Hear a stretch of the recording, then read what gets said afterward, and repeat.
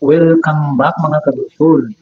So ito yung pang-apat na araw sa paggawa natin dito sa ating project na bakod or steel matting pins at angle bar yung gamit. Okay? At nabukay ako dyan para ituloy natin yung ating pins dyan. At ang kabuang video nito ay panoorin nyo pagkatapos ng intro.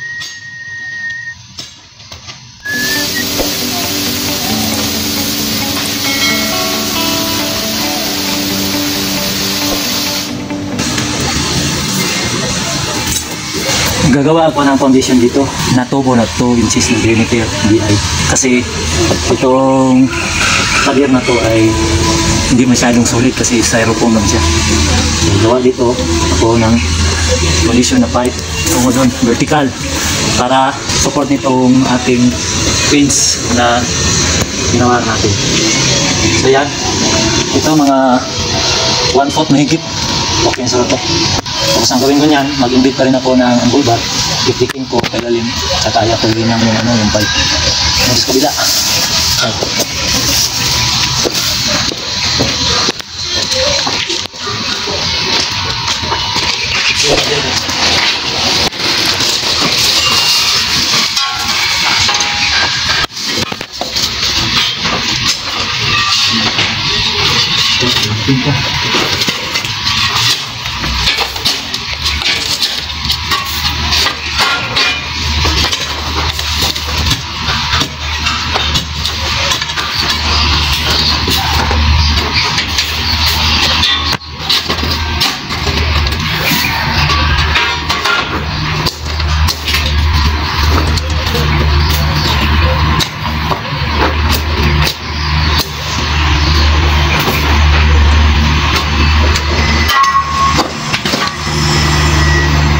Dahil yung may-ari ayaw niya ng ganito na support na diagonal kasi gamitin doon niya itong space na ito.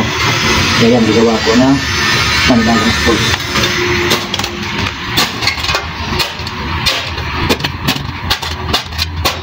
At siyempre, ang ating pundasyon dito ay katulad din sa kanila.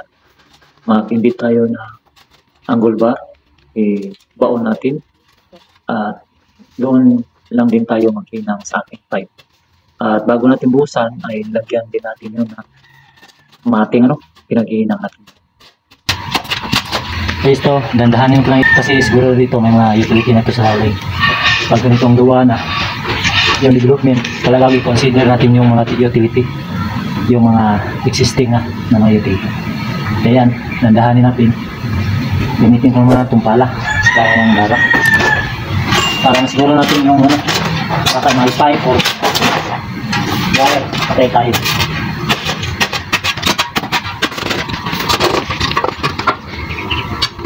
At yan, kung napansin nyo ay yun nga, may diagonal sa bandang gitna. Yung sabi ko kanina, ayaw ni auntie na ganyang support kasi gagamitin niya yung space na yan. Kasi sabi niya, masyadong mahal dyan.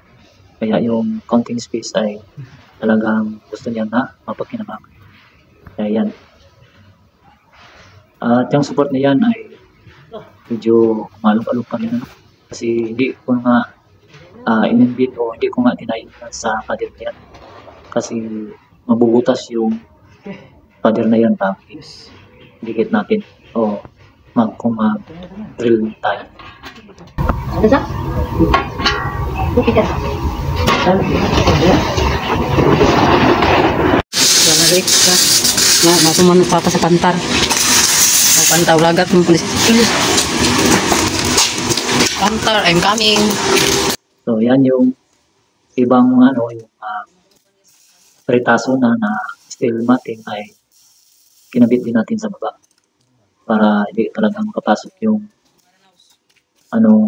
yung aso, yung pusa dyan sa bahay nila. Kasi itong bahay nila parang guest house na ito. Pupunta lang sila dyan kasi may iba silang bahay sa ito. So, puntahan lang nila dyan sa subdivision na yan.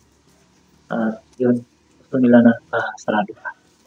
At yung mapansin nyo, yung padang taas ay sliding gate yun. Tapos nito, sa side nito ay magawa na tayo. Itong project nito ay yung akong ginawa ay yung sa baba, yung swing door knob siya. Huli na yung ginawa ko sliding door. Ayan, tuloy na yung kunan.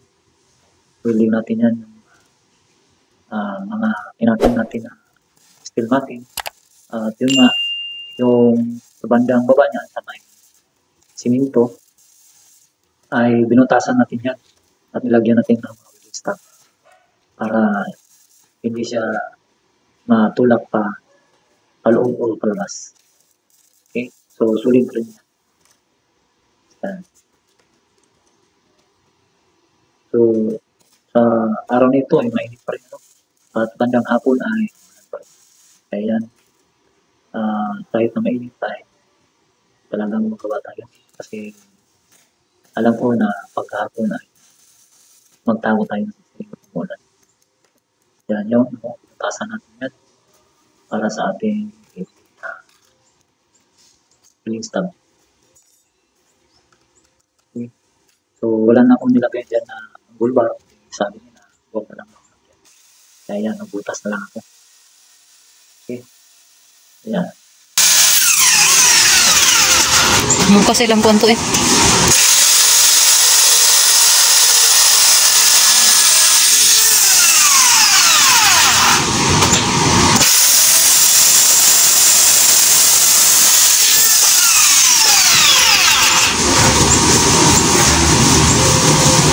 Bakit? Masakit ba?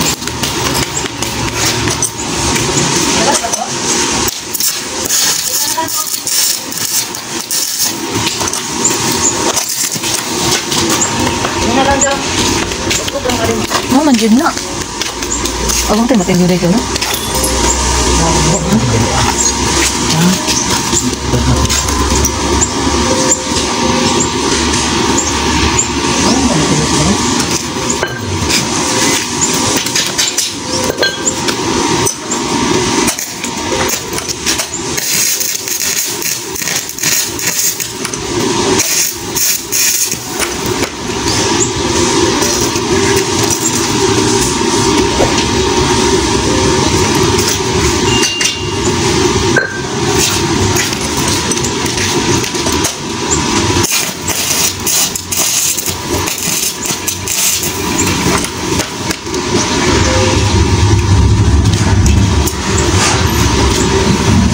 Ayos ah. At yan na yung ating support, yung condition na ginawa natin, yung pipe na 2 inches and diameter, schedule 40, GI5 yan. Yung unang angle bar na kinabit ko ay yung sa gitna. Okay. Yung angle bar na 1.5 inch yung lapad at 4 mm yung kapal. Tatlo yung mahawak niyan sa case na yan, galing doon sa support na pipe. Yan ang una ko inana at patapos na sa baba na. Napansin nyo ay pumapatong na ako sa angle bar na yan. Yung angle bar na yan ay tinaking natin sa nakadiagonal na angle bar din. At yun ay siguro naman natin na hindi tayo na makaya yung weights ko sa pagpapatong ko na. Para dito mahulog, diba? Yan. So, full wheel na yan, yung yan, permanent na yan, kahawak. Pero yun nga, pagkatapos niya na kahit na lukalugin natin, medyo mahina pa rin siya. Mas maganda talaga yung academy kaysa yan. So, yun, pangalawang yan, kabit, yung bumba. Yan. Kahawak yung tatlo. Pag ano. Yan. Tapos, full wheel ko yan dyan. Doon din sa kabila. Yan kung napansin din ninyo na yung ating machine na ginamit ay naka-suspended siya. Gumawa tayo ng hook para malagyan natin dyan. Ikinabit natin sa steel natin. Yan. Una kong ng full wheel doon sa pipe. Diyan ay pinatong lang din natin sa angle bar yung ating support. Yan.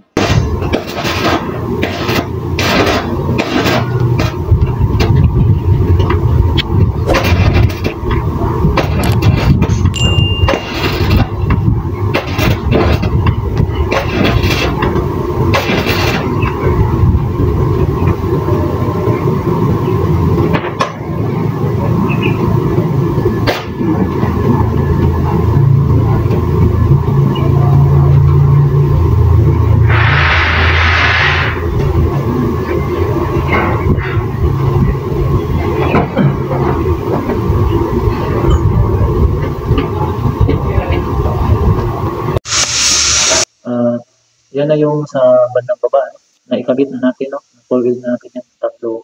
Kung napansin nyo, tatlo yan, no? Una sa gitna, tapos yung dalawa ay sa gilid. At yan, nagpipinta rin ako ng pinturang itim para pwede natin tanggalin yung nilagay natin sa wood para hindi masunog yung kanilang pintura sa kanila. Yan.